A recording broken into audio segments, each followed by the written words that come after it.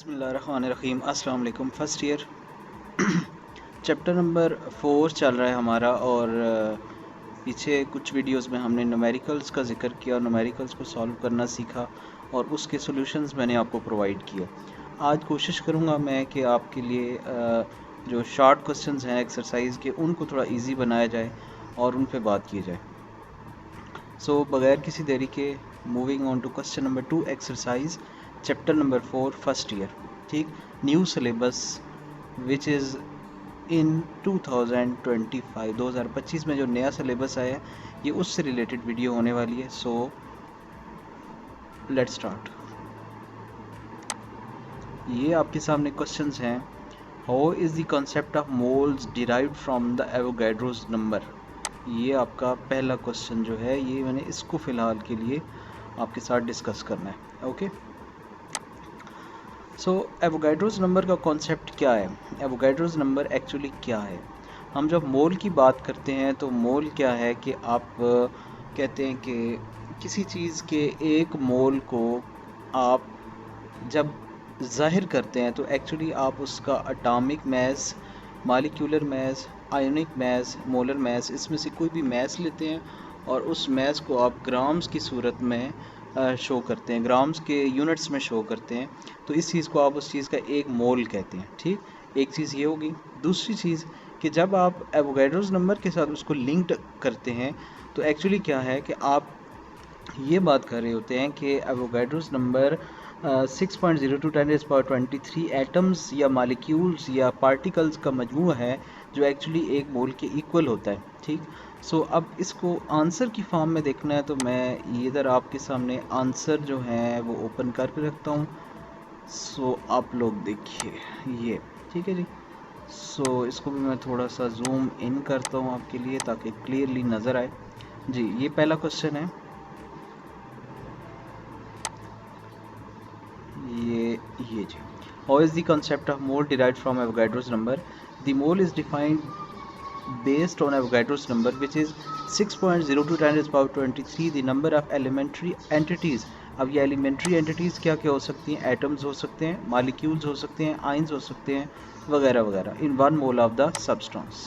ये जो अभी मैंने आपको डिटेल बताई है एक्चुअली ये इसी डिटेल को यहाँ पे शॉर्ट फॉर्म में लिखा गया। ठीक, अब हिस्टोरिकली क्या है, historically 1 mole of amount of substance containing the same number of entities as there are the atoms in exactly 12 gram of carbon 12। यानी आप उसके एटॉमिक मास यूनिट पे भी इससे जा सकते हैं। Atomic mass units 1 ATM, it means कि आप एग्जैक्टली कार्बन एटम के 12 ग्राम लेते हैं और उसको किसी दूसरे एटम के मास के साथ कंपेयर करते हैं। सो उस चीज़ को आप उसका एटॉमिक मास यूनिट बोलते हैं। ठीक, यानी इसमें एज ए समझ लें कि कार्बन एटम को एज अ एक स्टैंडर्ड माना जाता है। तो कार्बन एटम स्टैंडर्ड एग्जांपल के तौर पे ली जाती है और standard example of the carbon is related with 1 mole of the substance that is equal to 6.02 10⁻23 number of elementary entities which are atom, ions, molecules, etc. So the next point is thus 1 mole of any substance contains 6.02 10⁻23 particles, making Avogadro's number the fundamental constant linking of macroscopic scale which is gram and mole, the microscopic scale atoms and the molecules।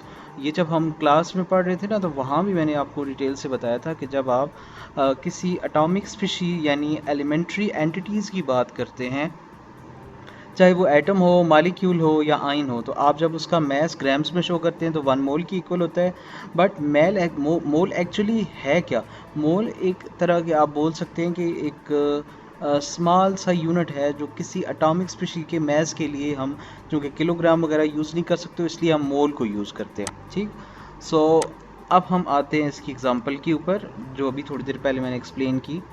So 1 mole of the carbon atom is equal to 12 gram and is equal to 6.02 10⁻23 atoms, and 1 mole of the water molecule is equal to 18 gram and which is also is equal to 6.02 10⁻23 molecules।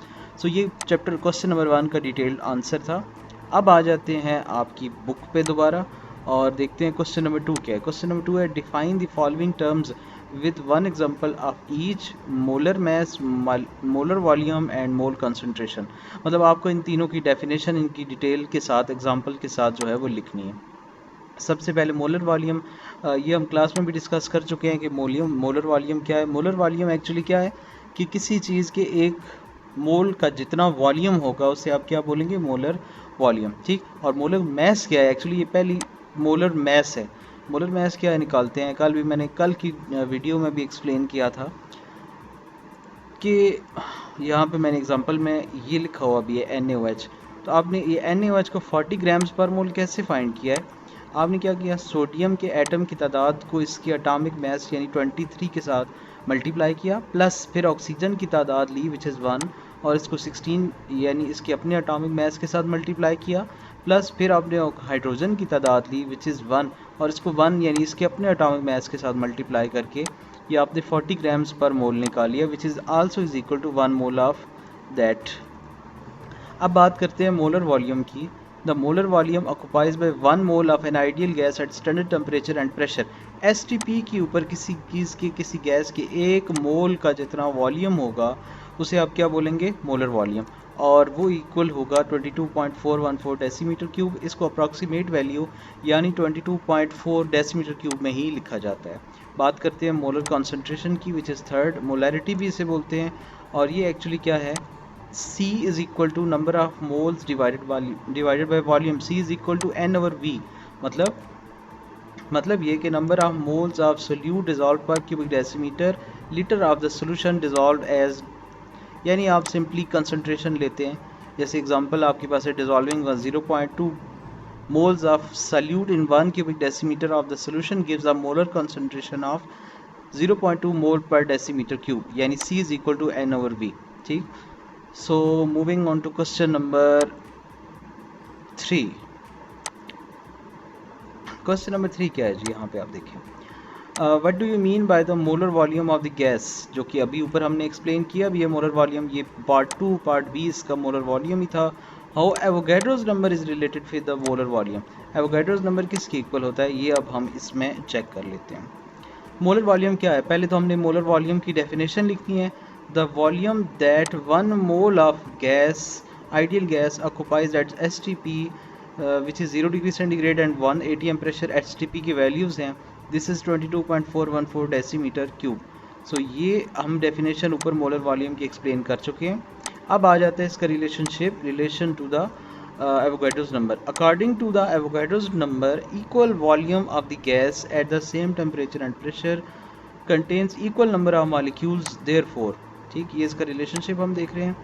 22.414 decimeter cube of an ideal gas at STP contains exactly 6.02 10 to the power 23 molecules is equal to 1 mole। यानी आप ये बोल सकते हैं 22.414 decimeter cube of any gas is equal to Avogadro's number and is also equal to 1 mole, ठीक। This connects the macroscopic property volume to the microscopic count of the particles। Now हम बात करते हैं अब next which is question number 4 which is a D part. 39 gram of potassium and 56 gram of iron have equal number of atoms in them, justify. दोबारा से बात करते हैं। 39 ग्राम ऑफ पोटाशियम, 39 ग्राम क्या है, पोटाशियम का एटॉमिक मास है।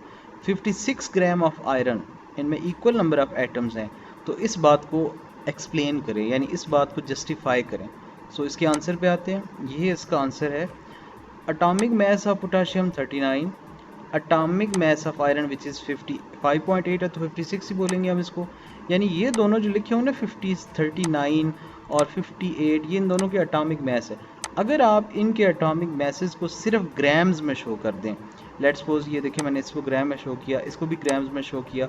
अगर इसको ग्राम में शो करेंगे तो अप्रॉक्सीमेट इक्वल किसके होगा, ये 1 मोल के इक्वल होगा। तो 1 मोल ऑलवेज इज इक्वल टू 1 मोल, यानी इनमें एटम्स की तादाद हमेशा कितनी होगी, 6.02 10 to the power 23 एटम्स होंगे। Both samples contain approximate equal number of atoms. Now moving on to question number 5। Question number 5 book से देखते हैं पहले। 4 gram of helium, 17 gram of ammonia, 64 gram of sulfur dioxide occupies separately the volume of 22.414 decimeter cube, although the sizes and masses of molecules gases are different from each other. 3 gases हैं simple. Helium atomic mass, इसका मास दिया हुआ है grams में. इसके अलावा 17 ग्राम दिए हुए हैं अमोनिया के, which is it's a molar mass. इसके बाद आप सल्फर डाइऑक्साइड का मोलर मास निकालें तो आपके पास 64 आएगा. कह रहा है कि चूँकि इन सब का एक एक मोल है, चूँकि ग्राम्स में देखें ना, हमने इनके मैसेज को ग्राम्स में शो किया हुआ है. यहाँ आप चेक करें ग्राम्स में शो हुआ है. अगर इनके मैसेज ग्राम्स में शो हो चुके हैं तो मीन्स कि इनका वॉल्यूम 1 मोल के लिए लिया जाएगा और which will be equal to 22.414 decimetre cube. अब इसके एग्जैक्ट आंसर पे आते हैं. आंसर है जी इसका, according to Avogadro's law, equal volume of all the gases at the same temperature and pressure contain the equal volume mole of the molecules. ये वो सारी चीज़ें यहाँ पे बोली एक लाइन में. Hence 4 gram of helium, 17 gram of ammonia and 64 gram of sulphur dioxide each corresponds to 1 mole, so they have equal number of volume which is 22.414 decimeter cube. यहाँ आप चेक करें तो मैंने सबको सेपरेटली इधर ब्लॉक्स में लिख दिया है. Helium molar mass 4, given mass 4, number of moles 1, 17 molar mass 17 ammonia and is equal to 1 mole. Sulphur dioxide 64 mass है और ये 1 मोल के इक्वल है क्योंकि ग्राम्स में शो हुआ है. Therefore each occupies the same volume 22.414 decimeter cube at STP despite the different molecular sizes and masses. तो ये हमने इनके क्वेश्चंस को यहाँ पे कुछ एक्सप्लेन कर दिया है. होपफुली आप लोगों के लिए फ़ायदेमंद होगा. इसके नेक्स्ट क्वेश्चन हमारे पास रहते हैं. हमने डू यू थिंक यहाँ से इसको डिस्कस करते हैं, फिर इसके आंसर भी मैं आपको प्रोवाइड कर देता हूँ फ़िलहाल के लिए. कंटिन्यू करते हैं इस वीडियो से. एक्चुअली हम पिछले वीडियो में थोड़े शॉर्ट क्वेश्चंस को डिस्कस कर चुके हैं. अब बारी है एफ पार्ट की. Do you think that 1 mole of H2 and 1 mole of NH3, दोनों का एक एक मोल लिया at 0 degree centigrade 1 atm pressure, this is STP, will have the Avogadro's number of the particles. ये हमारा क्वेश्चन है. अब इसका आंसर है 1 mole of any substance contains 6.02 × 10⁻23 particles, atom, ions, molecules जो भी हैं. So 1 mole of H2 gas and NH3 gas both contain 6.02 × 10⁻23 molecules. Molar volume at STP at 0 degree centigrade 1 atm pressure STP, 1 mole of an ideal gas occupies 22.414 decimeter cube. Hence 22.414 decimeter cube of H2 and NH3 gas contains Avogadro's number of the molecule. ठीक. सो ये रहा आपका F part का पूरा answer जिसको अभी मैंने highlight किया है. यहाँ से लेके आपने यहाँ तक नोट करना है. अब बारी आती है which is F G part, what is stoichiometry, give its basic assumptions. ठीक, अजम्पशंस का मतलब होता है मफरूज़े. ठीक है, तो अजम्पशंस को हम यहाँ पे लेके चलेंगे. अजम्पशंस को आप शराइत भी बोल सकते हैं. ठीक है, कि किन शराइत पे स्टिशियोमेट्रिक कैलकुलेशंस हो सकती हैं. मतलब हम स्टिशियोमेट्री की डेफिनेशन अगर मैं बोलूँ व्हाट इज स्टिशियोमेट्री, इस क्वेश्चन में भी है. तो स्टिशियोमेट्री क्या है? स्टिशियोमेट्री है आपका व्हाट इज स्टिशियोमेट्री के केमिस्ट्री की वो ब्रांच जो बैलेंस्ड केमिकल इक्वेशन में रिएक्टेंट्स और प्रोडक्ट्स के मैसेज का कंपैरिजन करने से आपको करने में हेल्प करे. ठीक, तो इसके लिए कैलकुलेशन के लिए ज़रूरी क्या क्या है. सो अब इसके आंसर में चेक कर लेते हैं. It deals with the quantitative relationships between reactants and products in balanced chemical equations. यहाँ तक तो एक बात होगी. व्हाट इज स्टिशियोमेट्री का आंसर यहाँ तक हो गया. अब आ जाते हैं इसकी अजम्पशंस. की अजम्पशंस यहाँ पे आपने अलग से हेडिंग देनी है, की अजम्पशंस. और अब बात करते हैं includes complete conversion of the reactants, obeying conversion of the mass and definite proportion and the absence of side reactions. मतलब ये क्या पॉइंट बना के लिखें. Complete conversion of the reactant मतलब रिएक्शन रिवर्सिबल नहीं होना चाहिए, तब आपकी जो स्टिशियोमेट्रिक कैलकुलेशंस हैं वो ठीक होंगी. उसके बाद obeying the conversion of the mass. ठीक है, मतलब जितना रिएक्टेंट का मैस है वो पूरे का पूरा प्रोडक्ट में कन्वर्ट हो, वो कोई मैस दरमियान में रह ना जाए. ठीक. नंबर 3 डेफिनेट प्रोपोर्शन, यानी लॉ ऑफ डेफिनेट प्रोपोर्शन भी ओबे होना चाहिए. And last one is absence of side reactions, यानी बाय प्रोडक्ट्स नहीं बनने चाहिए, साइड रिएक्शन नहीं होना चाहिए। आपके जो रिएक्टेंट्स आपको दिए गए हैं उससे कंप्लीट रिएक्शन आपको कंप्लीट होना चाहिए। सो आपने करना क्या है, यहाँ तक पहले सबसे पहले तो स्टोइचियोमेट्री की हेडिंग देनी है, उसके बाद यहाँ तक आपने इसकी डेफिनेशन लिखी, उसके बाद डेफिनेशन के बाद अलग से अजम्पशंस की हेडिंग देनी है, और उसके बाद जो जो अजम्पशंस मैंने अभी गिनवाई है ना, 4 अजम्पशंस हैं, आपने चारों को 1 2 3 4 करके अलग अलग से लिख लेना। सो इस तरह से ये आपका क्वेश्चन जो है वो कंप्लीट हो जाएगा। The next one is what is limiting reactant. Question है आपके पास व्हाट इज लिमिटिंग रिएक्टेंट। यहाँ आप चेक करें, ये एच पार्ट है, बुक से ही निकाला हुआ मैंने। What is limiting reactant, how does it control the quantity of the product formed. कि लिमिटिंग रिएक्टेंट क्या है और प्रोडक्ट की जो अमाउंट है उसे ये कंट्रोल कैसे करता है। तो व्हाट इज लिमिटिंग रिएक्टेंट, इसकी 3 डेफिनेशंस मैंने आपको करवाई हुई है। नंबर 1, ऐसा रिएक्टेंट जिसकी मिकदार कम हो, ऐसा रिएक्टेंट जो प्रोडक्ट की अमाउंट को कंट्रोल करे, ऐसा रिएक्टेंट जो जल्दी कंज्यूम हो जाए, ऐसे रिएक्टेंट को क्या बोलते हैं, लिमिटिंग रिएक्टेंट। अब आते हैं इसके आंसर की तरफ। The reactant which is completely consumes first, stopping the reaction and the limiting amount of the product formed. ठीक है, तो यही इसका कंप्लीट आंसर भी है कि ये रिएक्शन को स्टॉप कर देता है, रिएक्शन स्टॉप कर देता है। रिएक्शन स्टॉप करने से रिएक्शन रुक जाता है और लिमिटिंग अमाउंट जो है वो बन जाती है। यानी लिमिटेड अमाउंट का मतलब ये है कि लिमिटिंग रिएक्टेंट डिसाइड करता है ना कि प्रोडक्ट कितनी है, तो प्रोडक्ट बन जाती है फिर। ठीक, उसके बाद नेक्स्ट क्वेश्चन है which is differentiate between theoretical yield and actual yield, how the percentage yield of the reaction can be calculated। इस क्वेश्चन को आज हमने क्लास में भी डिस्कस किया है, तो आज दोबारा से इसको देख लेते हैं कि पहली बात तो ये कि मैं आपको ज़ुबानी अगर बताऊं तो theoretical yield क्या है, प्रोडक्ट की वो अमाउंट जो कि सिर्फ और सिर्फ बैलेंस केमिकल इक्वेशन से कैलकुलेट करके आती है, उसे क्या बोलते हैं, theoretical yield। और अगर आप लैब में जाएं, रिएक्टेंट्स को मिलाएं, प्रोडक्ट बनाएं, उस दौरान जो आपको प्रोडक्ट की अमाउंट मिलेगी उसे बोलते हैं एक्चुअल यील्ड। ठीक है, तो ये तो हो गया इन दोनों में फ़र्क। theoretical yield the maximum possible product of the balance chemical equation, balance chemical equation से जो मिलता है दैट इज़ आपका theoretical yield। एक्चुअल यील्ड क्या है, actual yield amount of the actually obtained, actually मतलब जो खुद काम करके या खुद लैब में वर्क करके रिएक्टेंट्स को मिला के अब प्रोडक्ट बनाते हैं, दैट इज़ एक्चुअल यील्ड। अब आती है परसेंटेज यील्ड। परसेंटेज यील्ड मैंने क्लास में भी एक्सप्लेन किया था, रिएक्शन की एफिशिएंसी को कंट्रोल करने के लिए जो है वो होता है। इसका फार्मूला एक्चुअल यील्ड और theoretical yield मल्टीप्लाइड बाय 100। ये क्या इंडिकेट करती है, एफिशिएंसी को इंडिकेट करती है। अब आ जाता है हमारा last question, what are the factors which are mostly responsible for the low yield of the product in the chemical reactions. कौन से फैक्टर हैं जिनकी वजह से प्रोडक्ट में कमी आती है, तो ये भी क्लास में मैंने एक्सप्लेन किए हैं। पहला फैक्टर है इम्प्रॉपर प्रोसेस स्टेप्स, आपको काम करना नहीं आता, आपको एक्सपेरिमेंटल टेक्निक्स यूज़ करना नहीं आता, साइड रिएक्शन होना शुरू हो जाते हैं जिससे प्रोडक्ट एक्चुअल प्रोडक्ट कंज्यूम होना शुरू हो जाते हैं, रिएक्शन रिवर्सिबल होना शुरू हो जाता है जिससे रिएक्शन का इक्विलिब्रियम बैकवर्ड शिफ्ट हो जाता है। इस रीज़न की बेस पे आपकी प्रोडक्ट जो है वो लेस होना शुरू हो जाती है। सो एक तरह से ये सारे नोट्स मैंने आपको प्रोवाइड कर दिए हैं, आपने इनको नोट डाउन कर लेना है। मिलेंगे नेक्स्ट वीडियो में एक नए कॉन्सेप्ट के साथ। थैंक यू सो मच, अल्लाह हाफिज़।